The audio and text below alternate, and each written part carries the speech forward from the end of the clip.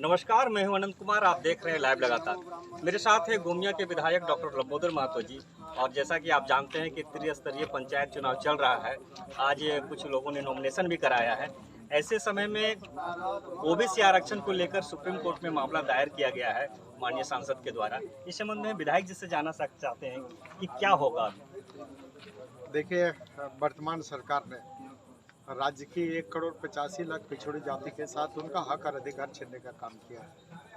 यही सरकार है और इसी सरकार के मुखिया है जो कहा करते थे कि हम राज्य की पिछड़ी जातियों को मेरी सरकार बनते ही पहले कैबिनेट में 27% शैक्षणिक संस्थानों में और नियुक्तों में आरक्षण देने का काम करेंगे।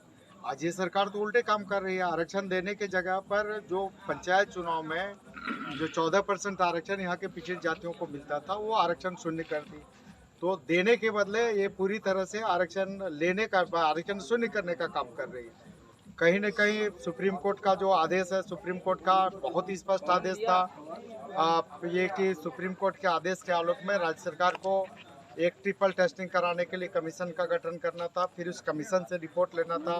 उस रिपोर्ट के आधार पर पिछड़ी जातियों को पंचायत चुनाव में आरक्षण देना था।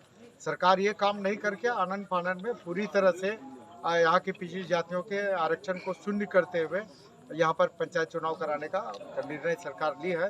निश्चित रूप से सरकार का ये निर्णय राज्य की 1,85,00,000 पिछड़ी जातियों को पूरी तरह से उनके हक अधिकार से वंचित करने का पूरी तरह से सरकार का ये षड्यंत्र है।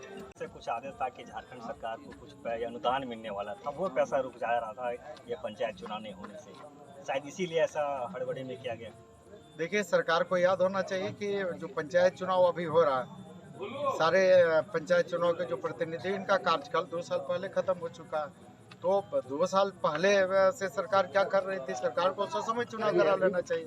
सरकार अगर ससमय चुनाव कराती तो आज ये अनुदान कटने की जो बात कर रही वो बिल्कुल नहीं होता। और ये चूंकि सुप्रीम कोर्ट का आदेश है तो उस आदेश के आलोक में, ये पुराना आदेश है सुप्रीम कोर्ट का, उसके आलोक में आज सरकार पहले भी कमीशन का गठन कर सकती थी, ट्रिपल टेस्टिंग करा सकती थी। और इसके लिए तो सुप्रीम कोर्ट ने समय भी निर्धारित किया था 2 महीने का।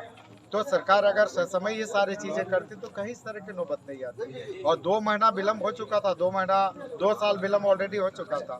2 महीना और विलम्ब हो जाता तो कहीं बहुत ज्यादा पहाड़ नहीं टूटता। सरकार ने जानबूझ के यहाँ की पिछड़ी जातियों के साथ अन्याय किया है, अत्याचार किया है। निश्चित रूप से उनका गला घोंटने का काम किया सरकार ने। सुप्रीम कोर्ट में मामला दर्ज है, अभी उसका सुनवाई होने वाला है 30 तारीख को। अब क्या होगा? देखिए, आगामी 21 अप्रैल को सुप्रीम कोर्ट इस मामले को सुनवाई होनी है। उसमें महाराष्ट्र, मध्य प्रदेश और झारखंड, ये जो मामले माननीय सांसद चंद्रप्रकाश चौधरी जी ने किया, इन सारे के अगली सुनवाई की तिथि 21 अप्रैल को है। राज्य की जनता, राज्य की पिछड़ी जाति निश्चित रूप से सुप्रीम कोर्ट से न्याय की आस लेके सारे लोगों का नज़र सुप्रीम कोर्ट की ओर है। बहुत बहुत धन्यवाद विधायक जी। अभी आप सुन रहे थे विधायक जी का जिस तरह से कहना है कि राज्य में करोड़ों लोग हैं जो ओबीसी वर्ग से आते हैं और उनको यह हक मारने का काम किया है इस सरकार ने। आप देख रहे थे लाइव लगातार। मैं हूँ बेरमो से अनंत कुमार।